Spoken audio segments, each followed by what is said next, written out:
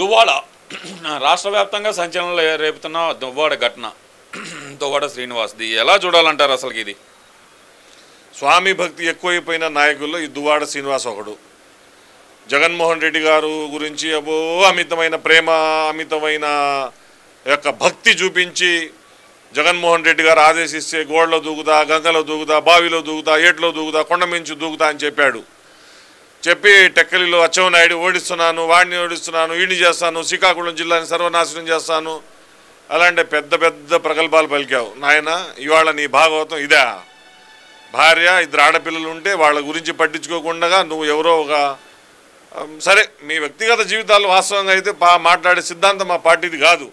కాకపోతే మీరు మీడియాకి ఎక్కారు కాబట్టి మీ యొక్క రాజకీయ, మీ యొక్క శృంగార లీలమైనటువంటి పరిణామాలు మీడియాలో, సోషల్ మీడియాలో విపరీతంగా వస్తున్నాయి కాబట్టి మాట్లాడుకోవాల్సిన పరిస్థితి వచ్చింది. అసలు మీ పార్టీలో ఎవరినైనా శృంగార లీలల్లో రాష్ట్రాన్ని వర్జాన్ చేసింది?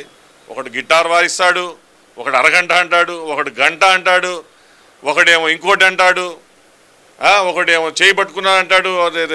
మీ వైఎస్ఆర్ పార్టీకి ఏదో ఎవరు నిన్న అభివర్ణించారు, వై అంటే అదని, సి అంటే ఎస్ అంటే ఇదని, ఏదో చెప్పారు. అవన్నీ మనం పెట్టుకోలేం.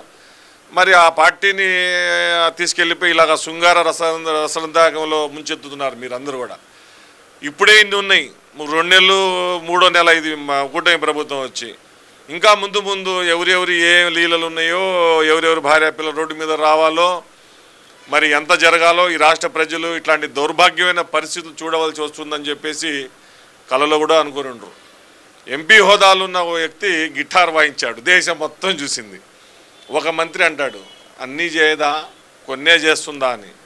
ఒక మంత్రి అంటాడు, ఆ రోజు జగన్మోహన్ రెడ్డి మంత్రివర్గంలో ఉన్న మంత్రులు ఆ రోజు అంటారు, అరగంటేనా, గంట ఉండదా? ఏమిటి నాయన మీ వైఎస్ఆర్ కాంగ్రెస్ పార్టీ నాయకుల లీలలు? ప్రజాస్వామ్యం అనుకున్నారా? మీరు రాజకీయ నాయకులు అనుకున్నారా? ప్రజాసేవ చేయడానికి రాజకీయాల్లోకి వచ్చారనుకున్నారా? తెల్లారి లెగిసే మీడియా ముందు కూర్చొని మంచి నీతులు చెప్తుంటారు, దేశభక్తి గురించి చెప్తుంటారు, లేదా మా దివంగత నేత ఇలాంటి మంచి పనులు చేశారని చెప్పుకుంటారు, లేదా ఆ రోజు మీ నాయకుడు మంచి పెద్ద అసలు అపరమేధావి, దైవ సంబుద్ధుడు, పైనుంచి దిగి వచ్చాడని చెప్పుకుంటారు. మరి ఆయన పరిపాలనలో ఉన్నటువంటి మీరందరూ కూడా ఇలాంటి దుష్ట పరిపాలనకి ఏ విధంగా కొనసాగింపు ఉంటుందో ఆ విధంగా ఇలాంటి పనులు చేసి ఈ ప్రజల్ని ఈ వర్జాన హింసించారు మీరు. ఇప్పుడే ఇన్ని బయటపడుతున్నాయి అంటే ఇంకా ముందు రోజుల్లో మీరు చేసిన ఘనకార్యాలు. వయసుకు సంబంధం లేదు. భర్త ఉండి పిల్లలుండి, భర్త బతికి ఉండి పిల్లలుండి, వయసులో కూతురు వయసు గల ఆమెను తీసుకొని రాసలీలలు, ఆమెను ఒప్పుకున్నాను, ఆమెతో కమిట్ అయ్యాను, మీడియా ముందు ఏడవటం. ఒక ఆమె కారు వేసుకెళ్ళిపోయి ఎవరిని గుద్దు చచ్చిపోవడానికి అని చెప్పేసి 4 కార్లలో పోయి ఒక కారు దేనికో గుద్ది నేను చావబోయాను అని చెప్పేసి ఆమె యొక్క నటన. అసలు మహానటులు దివంగతులయ్యారు కాబట్టి చనిపోయిందిలే కానీ, లేకపోతే ఈ రాజకీయ నాయకులు, ఈ వైఎస్ఆర్ పార్టీ నాయకులు చేస్తున్న నటన చూసి వాళ్ళు కూడా కంగు తినే పరిస్థితి ఉండేదేమో అనిపిస్తుంది. అదే ఈ వైఎస్ఆర్ పార్టీ వాళ్ళు రాజకీయ నాయకుల్లా కనిపెడతల్లా. ఆబాల గోపాలాన్ని వాళ్ళ నటనతోటి మెప్పించే యొక్క నటనా చాతుర్యం వైఎస్ఆర్ పార్టీలో నిండిపోయిందని చెప్పేసి రాష్ట్ర ప్రజలు మొత్తం అనుకుంటున్న పరిస్థితి ఉంది. Thank you. గత 30 ఏళ్లుగా ఎమ్మెల్యేగా ఉన్న బొత్స సత్యనారాయణ కుటుంబంలో నుంచి బొత్సాని ఈరోజు ఎమ్మెల్సీగా పోటీ చేయించడం అసలు ఎలా చూడొచ్చు అంటారు? అసలు ఎమ్మెల్సీ అవకాశం బొత్సాకి ఎందుకు ఇచ్చారనుకోవాలంటారు? కల్తీ మద్యం మాఫియా డాన్ బొత్స సత్యనారాయణ ఈ రాష్ట్రంలో. కాబట్టి పుష్కలంగా డబ్బులున్నాయి. ఆ డబ్బులు తోటి విచ్చలవిడిగా వాళ్ళ పార్టీకి సంబంధించిన ఎవరైతే ఇతనికి రేపు ఓటేయబోతున్నారో వాళ్ళని ప్రలోభాలతోటి గురి చేయగలడు, మద్యం పంచగలడు. కాబట్టి ఇంకో గొప్పతనం ఏంటంటే ఆయన ఏం చెప్తున్నాడో ఎదుటోళ్ళకి అర్థం కాని పరిస్థితి. బొత్స సత్యనారాయణ గారి గొప్ప వరం ఏంటంటే ఆయన ఏం చెప్తున్నాడో ఎదుటోళ్ళకి అర్థం కాదు. కాబట్టి వాళ్ళ పార్టీకి సంబంధించిన వాళ్ళు అంటాడు ఏదో ఒకటి, కాబట్టి వాళ్ళు ఓట్లేసి మనోడిని గెలిపిస్తారు అని చెప్పేసి గౌరవ మాజీ ముఖ్యమంత్రి జగన్మోహన్ రెడ్డి భావించుండొచ్చు. తెలుగుదేశం పార్టీ అనుకుంటే సరైన క్యాండిడేట్ని రంగంలో దించగలదు, లేదు వాళ్ళకి సంబంధించిన వాళ్ళని ఏదో ప్రలోభాల గురించి ఓట్లు వేయించుకోవాలి, అనవసరం, మనకి అంత అవసరం ఏందని చెప్పేసి చంద్రబాబు నాయుడు గారు కానీ కూటమిలో ఉన్న వాళ్ళందరూ భావించటం వల్ల పోటీకి పెట్టకుండా ఉండటం జరిగింది. ఇక్కడ ఇంకొకటి కూడా ఉంది. ఎందుకంటే ఈ గత ప్రభుత్వ పాపాలలో జగన్మోహన్ రెడ్డి తర్వాత ఎవరైనా పంచుకోవాలనుకుంటే దాంట్లో బొత్స సత్యనారాయణ గారు కూడా ఒకళ్ళు ఉంటారు.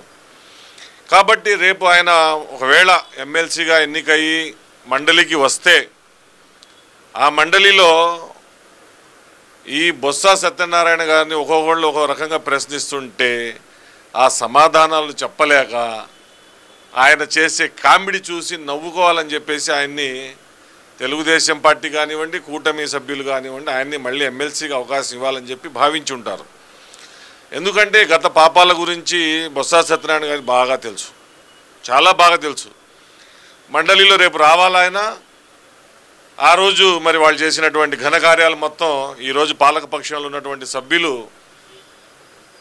బొత్స సత్యనారాయణ గారిని ప్రశ్నిస్తారు. ఆయన సమాధానం కూడా ఏం చెప్తారో మండలిలో చూడాలి. అంటే ఇక్కడ ఇంకో విషయం కూడా ఏంటంటే కనుక బొత్స గారి చూపు కాంగ్రెస్ వైపు వెళ్తుందని చెప్పి తెలిసిన తర్వాతే బొత్స కుటుంబాన్ని దగ్గరికి తీశారనే వార్తలు కూడా వస్తున్నాయి. ఆ జగన్మోహన్ రెడ్డి ఇందులో వాస్తవం ఉందనుకోవచ్చు అంటారా? నాకైతే వాస్తవం కనపడలేదు. ఎందుకంటే ఇప్పట్లో ఆయన కాంగ్రెస్లో పోడు. ఎందుకంటే కొద్ది రోజులు ఆయన కూడా జగన్మోహన్ రెడ్డి గారి వెనకమాలు దాక్కోవాల్సిన పరిస్థితి.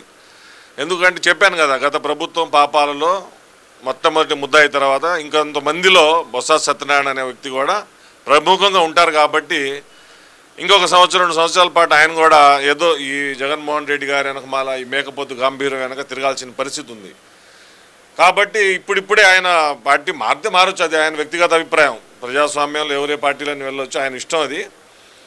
కాకపోతే ఎంతో నమ్మకంగా ఉత్తరాంధ్ర మొత్తాన్ని అప్పచెప్పేసి మద్యంలో 3వ వాటా అతనికి అప్పచెప్పేసి లక్షల కోట్ల రూపాయలు దండుకోవడానికి సహకరించినటువంటి వ్యక్తిని జగన్మోహన్ రెడ్డి గారు అంత తేలిక వదులుతారు అనుకోలేదు. ఆయన కూడా బొత్స సత్యనారాయణ జగన్మోహన్ రెడ్డి అంత తేలిక వదిలి బయటికి వెళ్ళే పరిస్థితి లేదు. ఎందుకంటే వీళ్ళు చేసినటువంటి ఘనకార్యాలు ఇన్ని కాదు, ఒక్కొక్కటి చూస్తా పోతుంటే చాలా లోతైన విశ్లేషణ జరగాల్సిన పరిస్థితి ఉంది. కాబట్టి ఆయన కాంగ్రెస్లోకి వెళ్తే వెళ్ళొచ్చు, కాకపోతే అంత తేలిగ్గా ఆ చేసిన పాపం ఘనకార్యం ఆయనకి ఆ కాలు చుట్టుకున్నటువంటి పాపాలు అంత తేలిగ్గా బయటికి పోయే పరిస్థితి కాదని చెప్పి అనిపిస్తుంది. ఇంకో విషయం కూడా తీసుకుంటే కనుక అగ్రిగోల్డ్ భూముల వ్యవహారం, జోగి రమేష్ కుటుంబం ఏంటంటారు ఇదంతా? అసలు ముఖ్యంగా చూస్తేనేమో మా అబ్బాయి అమాయకుడు, మా అబ్బాయికి ఏం తెలియదు, నేను బీసీని కాబట్టి నా మీద వేధింపులు చేస్తున్నారు చంద్రబాబు నాయుడు గారు, చిన్నపిల్లాడితో ఎందుకు, దమ్ముంటే నాతో తేల్చుకొని అంటూ సవాల్ విసురుతున్నారు కదా మరి జోగి రమేష్. మరి దీన్ని ఎలా చూడాలంటారు? చిన్నపిల్లాడు ఏముంది, పెద్ద మాటలు మాట్లాడినప్పుడు ఆ రోజు నీ కొడుకు చిన్నపిల్లాడు అని మీకు తెలీదా? రాజకీయ పార్టీ అండదండలు చూసుకొని జగన్మోహన్ రెడ్డి గూండాయిజాన్ని నమ్ముకొని చంద్రబాబు గారి ఇంటి మీదకి వెళ్ళి నువ్వు చేసిన ఘనకార్యం నీకు గుర్తులేదా? అక్కడికి వెళ్ళి నీ ఇష్టం వచ్చినట్టుగా అధికారం ఉందని చెప్పేసి 100 మంది పోలీసులను పెట్టుకొని కరకట్ట మీద నుంచొని ఆ రోజు నువ్వు చేసిన ఛాలెంజ్లు, ఆ రోజు నేను బీసీని నాకెందుకు లేని నీకు అనిపించలేదా? మరి ఆ రోజు జగన్మోహన్ రెడ్డి పిర్రగిల్లితే వెళ్ళిపోయి నువ్వు ఇష్టం వచ్చినట్టుగా సీనియర్ రాజకీయ నాయకులు, ఉమ్మడి రాష్ట్రానికి ముఖ్యమంత్రి చేసినటువంటి రాజకీయ నాయకులు, మంచి సబ్జెక్టు, మానవత్వం అన్నీ కలిసినటువంటి చంద్రబాబు నాయుడు గారి ఇంటి మీద పోయి నువ్వు ఇష్టం వచ్చినట్టుగా మాట్లాడి తొడలు కొట్టి ఛాలెంజ్లు చేసి ఆ రోజు ఏమో నువ్వు చేసి నీ కొడుకేమో చంద్రబాబు నాయుడు గారికి రోగాలు ఉన్నాయి, ఆ రోగం ఉంది, ఈ రోగం ఉందని చెప్పి నీ కొడుకు చెప్పినప్పుడు నీ కొడుకు చిన్నపిల్లోడని నీకు ఆ రోజు గుర్తు రాలేదా? ఆ చెంప ఈ చెంప ఎడాపెడ వాయించి నీకెందుకురా రాజకీయాలు, మేము పెద్దోళ్ళం మేము చూసుకుంటాం, బాబు గారి గురించి మాట్లాడి సాయా నీదని చెప్పి నీ కొడుకుని ఎందుకు మందలించలేకపోయావు? చూస్తే జాన లేడు నీ కొడుకు ఇష్టం వచ్చినట్టు మాట్లాడి నీ మంత్రి పదవి అడ్డం పెట్టుకొని నీ కొడుకు నీ జగన్మోహన్ రెడ్డి ముఖ్యమంత్రిని చూసుకొని నువ్వు పెట్టరేగిపోయి అగ్రిగోల్డ్ భూములు ఇష్టం వచ్చినట్టుగా సర్వే నెంబర్లు మార్చేసి హద్దులేసి గోళ్లు కట్టుకొని ప్రజల సొమ్ము లూటీ చేసినప్పుడు నీ కులం నీ పిల్లోడి చిన్నతనం ఆ రోజు నీకు గుర్తు రాలేదా? ఎక్కడికి పోతుంది చేసిన పాపం? ఎక్కడికి పోదు. మన నీడ ఎలా ఉంటుందో మన పాపం కూడా అలాగే ఉండిద్ది. ఆ రోజు జగన్మోహన్ రెడ్డి అహంకారాన్ని నీకు బాడీలో ఎక్కించుకొని చంద్రబాబు నాయుడు మీద పోతావు. నువ్వు ఏమైతే కేసులన్నీ ఎక్కడికి పోతాయి? ఎక్కడికి పోవు. నువ్వు చేసిన పాపం నీతోనే ఉంటుంది, నీ నీడలాగా నిన్ను వెంటాడుతూనే ఉంది, నువ్వు దానికి శిక్ష అనుభవించాల్సిందే. కానీ ఇదంతా కుట్రకోణంతోనే చేస్తున్నారు, ఇందులో మా తప్పేం లేదు. నేను చంద్రబాబు నాయుడు గారి ఇంటి మీద దాడికి వెళ్ళాను, నేను వెళ్ళింది దాడికి కూడా కాదు, ఆ రోజు ఆయనకి వినతి పత్రం ఇవ్వడానికి వెళ్ళాను, దానికే అది మనసులో పెట్టుకొని ఇదంతా చేస్తున్నారు అనే మాట అయితే మాట్లాడుతున్నారు కదా, మరి దాన్ని ఎలా చూడాలంటారు? ఏ వినతి పత్రం ఇస్తావు నాయన? నువ్వు ముఖ్యమంత్రి, మీ పార్టీ ఉండి 151 మంది ఎమ్మెల్యేలు మీరుండి, నువ్వు మంత్రి కావడానికి దగ్గరలో ఉండి, నీకు నీ ముఖ్యమంత్రి నువ్వు చంద్రబాబు ఇంటి మీద దాడి చేసి ఆయన బలహీన పరిస్థితి నీకు మంత్రి పదవి ఇస్తానంటే నువ్వు నీ వైసీపీ పార్టీకి సంబంధించిన గూండాలు కొంతమందిని, మీకు అనుకూలంగా ఉన్న కొంతమంది పోలీసులు తీసుకొని చంద్రబాబు నాయుడు గారి మీద ఇంటి మీదకి వెళ్ళావు నువ్వు ఆ రోజు. అంతేలే కానీ నువ్వు ఏది వినతి పత్రం ఏమని ఇస్తావు చంద్రబాబు నాయుడు గారికి? ఆయన ఏమైనా అధికారులు ఉన్నాడా? ఆయన ముఖ్యమంత్రి హోదాలు ఉన్నాడా? కేంద్ర మంత్రి హోదాలు ఉన్నాడా? ప్రధానమంత్రి హోదాలు ఉన్నారా నువ్వు వినతి పత్రం ఇవ్వడానికి? 23 ఎమ్మెల్యేలు గెలిచిన ప్రతిపక్ష నేతగా ఉంటే నువ్వు ఆ ఇంటి మీద దాడికి వెళ్ళి ఒళ్ళు కొవ్వెక్కి, మదం ఎక్కి, కళ్ళు నెత్తికెక్కి మీ ఇష్టం వచ్చినట్టు చేసి ఇవాళ ప్రగల్భాలు పలుకుతున్నారు. మా మీద చేసుకోండి, మీ కక్ష తీర్చుకోండి. మీ మీద కూటమి ప్రభుత్వం కక్ష తీర్చుకోవాలనుకుంటే మీ పార్టీలో ఉన్న ఒక్క ఎమ్మెల్యే కూడా బయట ఉండడు. అలాంటి పరిస్థితి ఉండిద్ది. కేవలం ఎవరైతే తప్పు చేశారో, ఎవరైతే గుడ్డిగా జగన్మోహన్ రెడ్డికి నమ్మి అహంకారంతో, దురహంకారంతో ప్రతిపక్ష నేతల్ని కావచ్చు, ప్రజల్ని కావచ్చు, ప్రాంతాల వారీగా, కులాల వారీగా ఎవరైతే ప్రజల్ని పీడించారో వాళ్లే ఇవాళ గోడచాటుకు వెళ్ళి ఏడుస్తున్న పరిస్థితి కనపడుతుంది.